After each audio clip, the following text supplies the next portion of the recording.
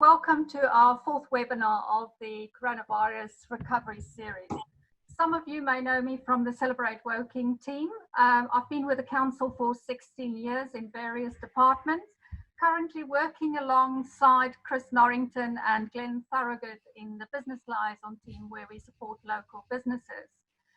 This morning's topic is how resilient is your business? We will be joined by three of our expert partner organisations. So firstly, I'm going to introduce Ian Martin, Growth Champion, Enterprise M3 Growth Hub. Ian has over 40 years of experience working for Toshiba in digital, print, film, media, logistics, warehousing and distribution. So lots of expertise to be shared with us this morning. Currently, Ian is business consultant to fast-growing scale-up SMEs across the M3 corridor in West Surrey and Hampshire. So today he will focus on the importance of building a resilient strategy. So I'm going to pass over now to Ian to do your introduction and a little presentation, and then I'll introduce Andrew and Mark after that. If you have any questions, please send them through the chat function, and then we can address all of them afterwards. Over to you, Ian.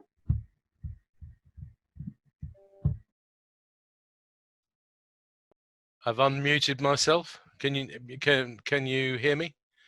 Good morning, everybody.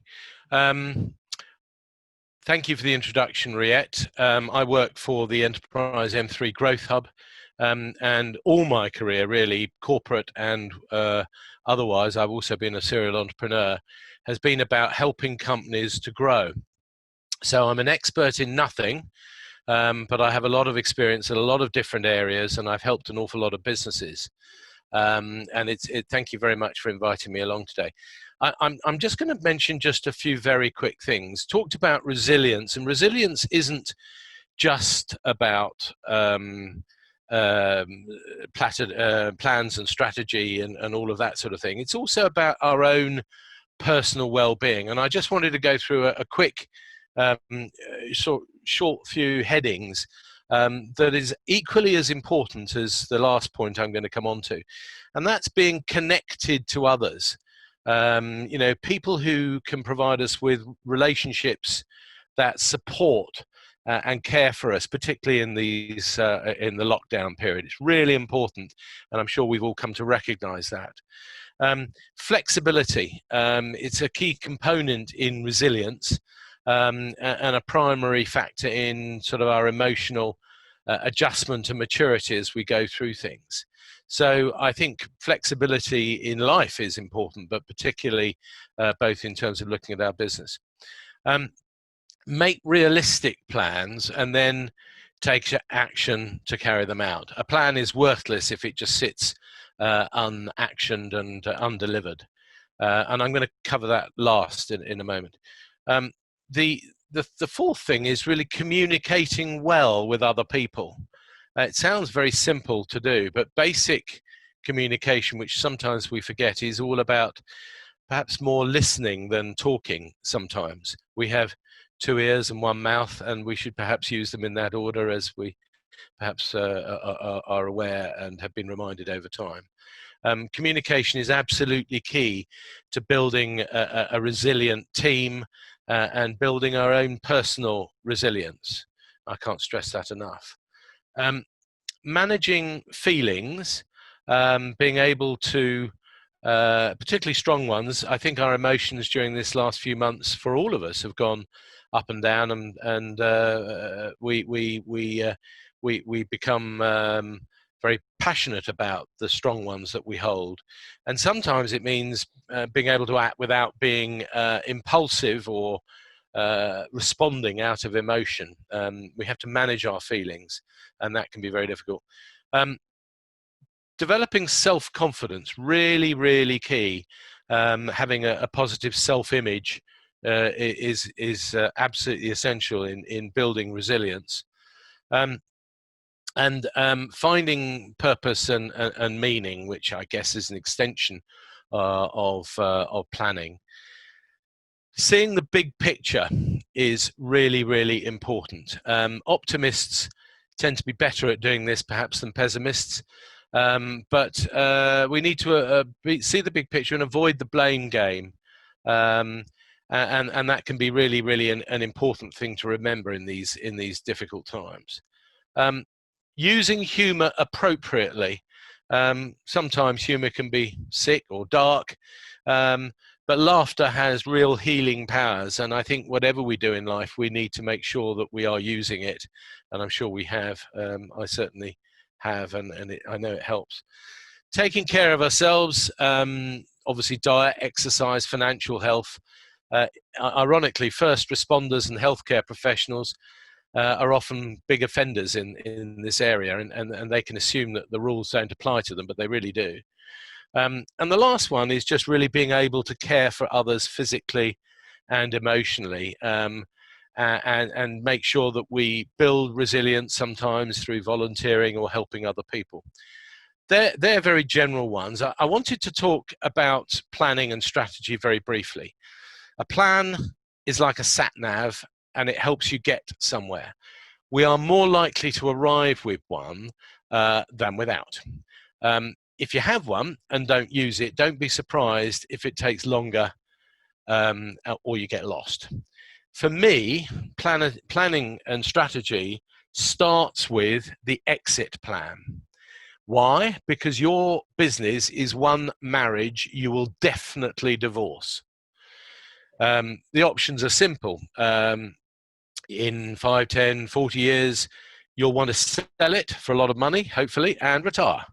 You may choose to have someone else to run it whilst you're enjoying the income or the profit. Or you may simply close it down and do something else. Sadly to say, it could fail. 7 out of 10 businesses do, and you may have to close it. And there is another reason that company or relationships end, and that is that people die, and you or your partner or your children will have the task of deciding what to do with the business that you've started. The exit plan also defines your timescale, how long you're going to build your business and how much of a rush you are in and what you're going to do. So the other aspects of planning, and this is something that we're not all taught at school or even college or university, starts with the exit plan. It then becomes the business plan, which is a simple set of objectives about what you want to achieve. The third is a financial plan, saying what your overheads are going to be, what your turnover is going to be, where your sales are coming from, etc. The fourth aspect of planning is a sales and marketing plan. And for me, that's probably the most important part, because it's the how you're going to do it. Increasingly these days, we talk about an IP or an intellectual property plan to protect the name, the brand, the design, the trademark of whatever it is you're creating. And often these days, the intellectual property can be worth as much, if not more, than the actual goodwill value or the value of the business when it comes for sale. So an intellectual property plan is also important increasingly. And all of that comes together in terms of a plan, and this is the same for any type of business that's wanting to scale up, in what is commonly known these days as an investor deck. So it's crucial if you want to secure funding, government funding through CBILS or bounce back loans, debt or equity funding, crowdfunding, grants, or even innovation funding.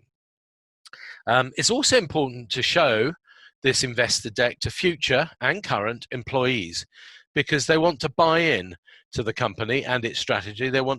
People want to join a company that's going places. And lastly, it's also to show your clients aspects of your business plan, again, to show that you're heading in a clear direction of growth, and people want to back winners. People want to associate their business with winners. So I'm going to stop there. I hope that's helpful, and I'll pass on to the next speaker.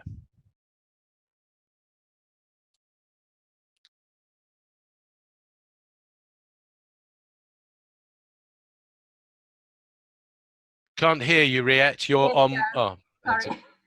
Just unmuted myself. I like the way you mentioned that, we need to be flexible, adapt to change, and also that the plan is like a sat nav that sometimes we have to change direction, a road could be closed. So thank you for sharing your experience and expertise with us. Our second speaker is Andrew Douthwaite, Manager Business Services Group at Hamlins. Andrew is a member of the Association of Chartered Certified Accountants. His career path is not typical for an accountant. In 2009, he joined the British Army and was deployed in the Helmand province. His life experience and professional expertise are a great asset to deliver to clients a comprehensive and expert service. So Andrew will focus today on the importance of cash flow and reserves for your business. So over to Andrew. Thank you, Ria. Thank you for the introduction. Just to cut you, Hamlins as a firm, we've been a big part of the local business community for over 30 years. Myself, 5 years at the firm. And my role is really just advising local businesses at the moment of all sizes and industry. And when talking about cash flow and reserves, when planning for resilience, it's really key to just emphasize what it is, which is knowing when cash is due to come in, knowing when cash is due to come out. And the current crisis, it's just become so much more difficult for businesses to project when they'll be paid, when expenses will be paid, and therefore when looking at cash reserves, it's important just to know how much you will need, and it's proved so essential to many businesses having them. For all businesses though, maintaining a cash flow forecast, charting all your inflows of cash, outflows of cash, it's absolutely vital to make sure that your business is able to remain resilient and to make sure that those cash reserves are enough. What I really want to cover really is just 5 key tips for businesses on how they can make their cash flow forecast more accurate and therefore improve how user-friendly and how useful they are to them as a business. The first tip really is just to concentrate on the short term. At the moment, if you looked at a cash flow 3 months ago, it looked very different to one now. If you'd looked at it a month ago, again, it would look very differently depending on the business that you run, the industry you're in, even the size of your business. So at the moment, when I'm talking to clients, we're really concentrating on getting the first 1 to 3 months very accurate. If you look at the short-term detail, it gives you much more certainty on decisions like unfurloughing employees, flexible working, paying deferred payments for things like VAT. And looking any further than 3 months at the moment, while it's important to have that, it's very difficult to prove that it's going to be certain. Built into that is also just knowing your customers. The hardest part of cash flow forecasting is knowing when you will actually be paid. So knowing your customers and the impact that COVID and everything that's going on at the moment is absolutely key to understanding when you can make payments yourself. So really one of the recommendations that we're giving to clients is make sure that you review your customers, categorize them into areas of risk. And from that, you can even consider things like flexible payment plans for them. Even for some, if you thought that they were a bad payer before COVID, maybe you can think about money up front, so then you can at least cover the costs of, say, supplying stock to them. And from that, again, you can then build in your own cash flow, what your costs will be. Because for us at Hamlins, if you think from our perspective, the biggest cost we have is our staff. For manufacturers, it might be buying in parts. If you know that certain sales aren't going to happen, you don't need the cost element. And really built into that again is just talking to your staff. I think now we're all working remotely and Zooming every 5 minutes. It's very difficult to keep that lines of communication between frontline staff and management. In the British Army, we used to have a motto, which was every soldier is a sensor, and it's the same in business. If your staff are talking with your suppliers and your customers more than you are in top line management, they might actually have a better picture of potential issues that might come up. They might see the indicators that a business might not be able to pay you on time, or a supplier might have a stock issue. With that all feeds into your cash flow. From that, you can then make more assumptions on when you're going to be paid, what expenses you're going to have, and other issues as well. It's also more in line with what Ian said about morale and keeping everyone happy as well. If you get a big payment a big cash payment, tell your staff. It's going to improve morale in the office at the moment. And again, it just builds that confidence. I think communication is such an issue that, although it's perhaps not completely direct to cash flow, it's it's just so important to business at the moment to keep that chat going. Another point is just don't forget about the deferred payments. I've spoke to a number of clients who have deferred their VAT, deferred their corporation tax, perhaps even taken out a bounce back loan. And don't forget those payments will eventually have to be made. It's probably not in the next, for a bounce back loan, it's not going to be in the next 3 months, but you still need to forecast ahead for that and consider the impact that will have on your business. And then finally, it's a cash flow is not a been there and done it. Once you've finished it, you need to review it constantly. It's a living document for you as management. It's not there just to be reviewed against every year. Many are 12 months long, but you should be reviewing it almost weekly, I would say.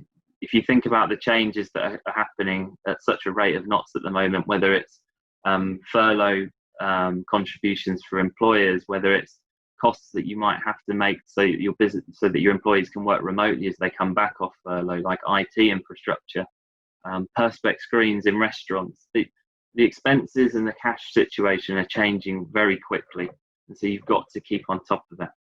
And then also, I'll just make a final point, which is if any accountant can help you with this, it's very easy to get lost when doing a cash flow. And so I'd recommend just speaking to your accountant to have a once over of any cash flow that you do. From my perspective, it's usually not too time intrusive unless it's very complicated, but it's so key to make sure that you get it right so that you can make sure that you're resilient. And that's from me. Thank you, Riyad. Thank you, Andrew. That was really useful to have such a short, easy 5 tips given by you. And for people just to review that on a regular basis is so important. I'm going to introduce our third speaker, Mark Christie. Mark is Area Director for NatWest Commercial Banking and responsible for a team of relationship managers providing support and help to SME businesses in Surrey and South West London. Mark has 37 years of experience. So again, thank you, Mark, for sharing that with us. Mark will look at the road ahead and give some tips on future funding once the government have stopped loans and grants. So over to Mark. Thank you. Yeah, thank you.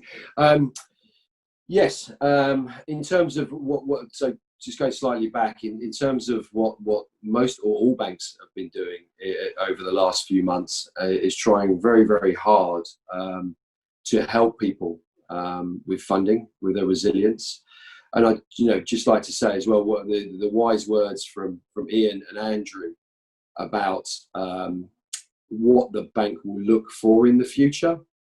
Now, that element that Ian was saying around the planning, so vital. I would say also from Andrew's perspective around the planning and the cash flowing and understanding what's going on within the business, but just as important, understanding what's going to happen in the future.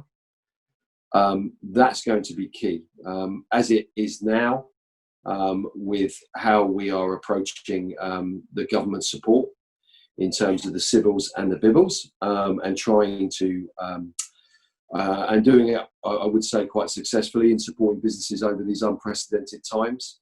But as we look forward, and hopefully as we move out of, should we say, getting back to some form of normal, those great words that Ian and Andrew have just said for a banker are absolutely vital. So as a banker, when you're looking to lend, it's very much about understanding what the business does. It's very much about understanding that from the perspective of what it did in the past, what it's doing now, and what it's doing in the future. The great words there about business plan. That makes it very easy for a banker to understand those key points. And then coming to the financial aspect around cash flows, profit and loss, and balance sheets.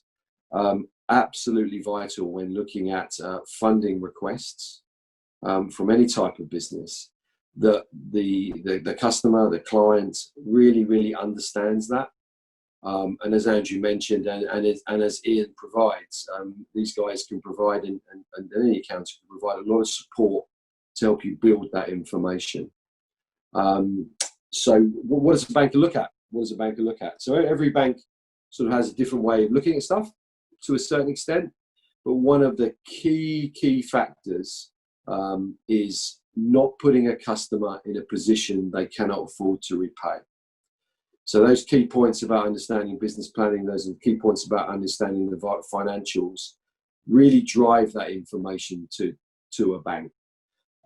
Banks will have certain formulas they look at. They'll be very open around those formulas. And one of the key ones is what's called a debt servicing to EBITDA ratio. So in reality, what does that mean with all them fancy words? In reality, what you're usually looking for as a bank is that the amount per annum of repaying capital and interest is at least covered 1.75 times by that profit number.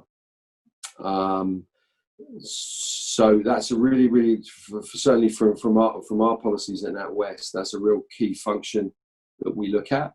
And I say, coming back to the real key point and what drives us most is we do not want to put customers in a position they cannot afford to repay. And that's vital for us. So we try to be very clear. We try to be we try to be very clear about why we can't do something. But the majority of the time, I'm pleased to say, and especially at the moment with regards to the government funding, we're doing our utmost not to put customers in a position they cannot afford to repay, but support them through these very difficult times. Especially for, shall we say, the smaller businesses with the BBLs, and then with the slightly larger businesses with the CBIL schemes. So it sounds very complicated. In terms of borrowing money from a bank, it isn't really. It's about understanding the business. It's about understanding the financials of the business, and then obviously advising the customer around the parameters that a bank looks for. And one of those key bits is making sure that the customer can afford to repay any facility. That obviously, in terms of other specialist sort of financing facilities, you know, I think Andrew mentioned a point about debtors. So very clearly, you can obtain what's called invoice discounting on debtors and invoices. That's another way of borrowing for working capital. That doesn't really look at sort of a debt servicing capability of 1.75 times. That looks at your debtors and whether or not they, you know, that they are good for the money. But again, a very popular form of working capital is looking at what we call invoice discounting facilities. So we use the invoice you've received and give you the money, discount it slightly, sort of between 80 and 85%, and give the clients the money based on the strength of that person that owes you the money. And again, over the last few years, that's become a very popular way of funding working capital cycles when there is a gap. So hopefully that's been useful. That gives you a very brief overview of what a bank, and to be honest with you, we will all look at the same sort of stuff. There'll be slightly nuances. Obviously, NatWest will do it a lot better than anybody else. That was a joke, but not a joke as in we will do it better, but just in terms of a bit of a dig at the other banks, which I shouldn't do. But in terms of we're really the main message is there. We're very much, you know, we're open for business. We really want to help our clients with regards to the government funding, and we have been you know, working very hard to make sure that works, and working very hard to make sure that we can support as many businesses as we possibly can to get through these very difficult times. But thank you for listening. Thanks, Mark, for a reminder of those important points about the plans, and also, you know, just knowing your business so well, and that the statistics about your business when you want to apply for money. I think sometimes during these difficult times we get lost in terms of the floor stickers we need to put up and the doors we want to open and the signage we want to you know, put up for opening our businesses and welcoming customers back. But just a reminder again how important it is to stay on top of our financials if we want to keep those doors open. So thanks very much, Mark. We've got a few questions. I think the first one is from Mel to Ian.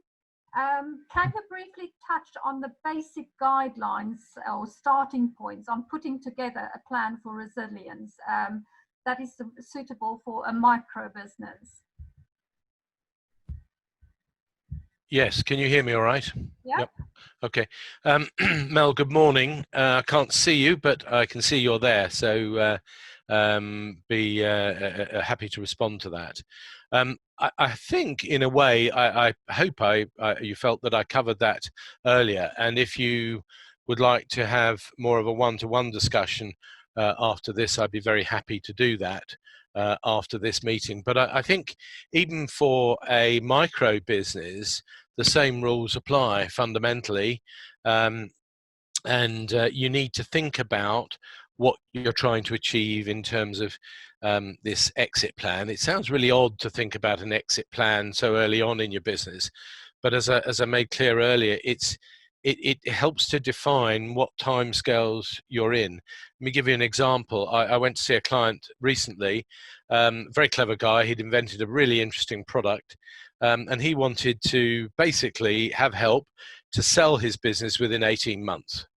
That's extremely unusual.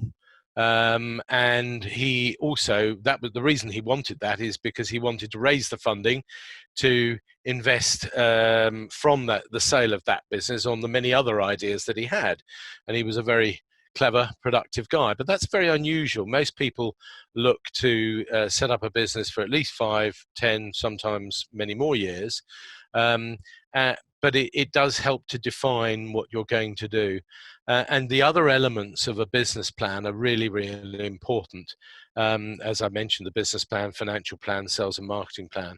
I also touched on an intellectual property plan, which may or may not be relevant to your business. I'm not talking about a plan that's a ream of paper thick. I'm talking about something that I describe as SOAP, strategy on a page. And it can be done. I've done it many times with small, medium and quite large businesses, but it really helps to get down onto a piece of paper what your objectives are, what you intend your business to be, and how you're going to develop and grow.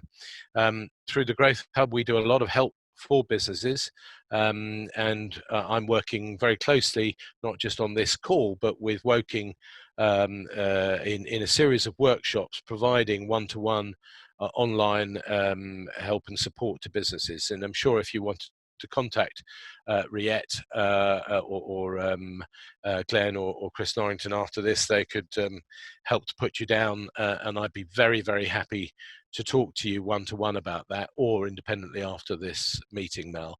I will in a moment put down my mobile number, and if you want to make contact, you can. I hope that answers your question, but I can't see or hear you.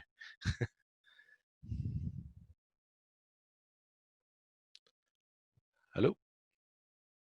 Are you there? Hi, Ian. Yes, thank you ever so much. That's really helpful. Yeah, it would be great to talk at some point. I'll send you, well, post on the chat my my mobile number. Great, thank you very much. Thank you, Ian and Mel. There's another question. The government is allowing deferment of payments and offering bounce back loans. These are all putting off payments or increasing borrowing. I'm worried about storing up liabilities for the future with such an uncertain business outlook. What are your views on this, but all three of you? Shall we start with Mark? Yeah, no, absolutely. Yeah, it's a difficult question, isn't it? You're absolutely right that building up liabilities that into the future you cannot afford to meet is an interesting challenge. Yeah, in terms of what we're seeing, yeah, we are providing funding to clients, certainly within the CBIL scheme, and they can, when and how it's assessed is. So I think coming back, sorry, be very clear in my answer. There's obviously an assessment from the bank, which is then obviously driving the customer's thoughts as well. with CBILS, in terms of running through the viability, so that element of can the customer afford it when we go back to normal, is a good indicator that it's just covering off, should we say, this unprecedented time around sales and what's happening at the moment in the market. If you're a business owner and when we do return to normal, or what normal looks like, and you are then facing those liabilities, that is obviously a very, very difficult question that someone's got to sort of understand themselves. With regards to BIBLs, there is no viability check, and so customers can apply, and as long as certain things are confirmed, the customer is taking on that liability, that in 12 months' time, the repayments will start flowing through. So I think, very briefly, to answer the question that was asked, is it a good idea to take on liabilities? No, if you can't afford them in normal times, and only your guide can only be normal times. Thank you, Martin. Yeah. Simon, does that answer your question? Yeah, thank you very much. That's a really good answer. Thanks. Shall I just ask the question about the JD Sports? So yesterday, JD Sports seems to have renegotiated their leases for Go Outdoors. Do you think smaller businesses can do similar with landlords?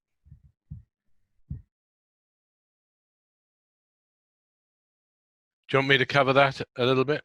Yeah. To be brutal, I think it depends on 4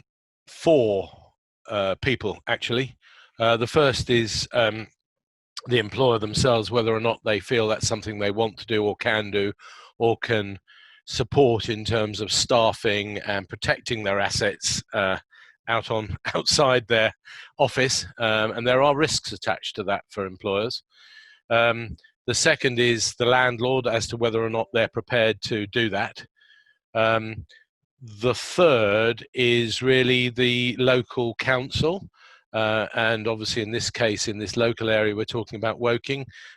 Chris, you might want to step in a moment and have a word about that. But I think in the current climate, all of the feedback that we are getting as a growth hub across the 12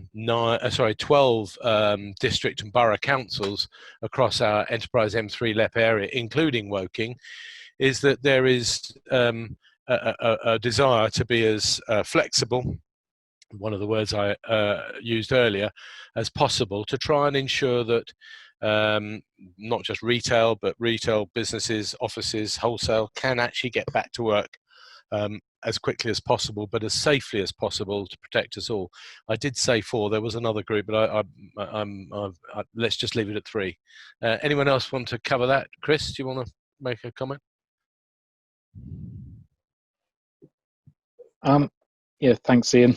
Good to see you. From a landlord perspective, yes, we are very open to negotiate and keep. We have a fine balance to make between an income stream as a council, but also to keep the prosperity and businesses thriving and get, under the theme of today, to be resilient for future threats. And that includes rent. So although we have a definitive desire to keep businesses going, we also must chase rents as well at some point. We're not in a position at the moment to really understand exactly how the public finances are looking. Probably we'll know in September how resilient the council is as a business, considering its estate. And from our point of view, we want to help as many businesses as possible, continue to trade, but at the same time, rent is a liability that they will at one stage will have to pay. But we will negotiate and we will talk to all our tenants. Thank you, Chris. No worries. We're running out of time. Does anyone else want to comment on that, or can I wrap up? Yeah, I could comment, because again, what we're seeing across our customer base, and I think the answer to it depends. But really, the question is, again, coming back to that liability later. But you know, again, if it's a short-term cash flow and it can be fixed later on, ask the question. And as I say, some of our customers are getting arrangements for various rental payments, restructuring it slightly. Not saying it's everybody, but it's, again, if it can help a short-term cash flow problem that will resolve itself as the months unfold, then there's no harm in asking. Brilliant. Thank you, Mark. And thank you to all three our speakers this morning.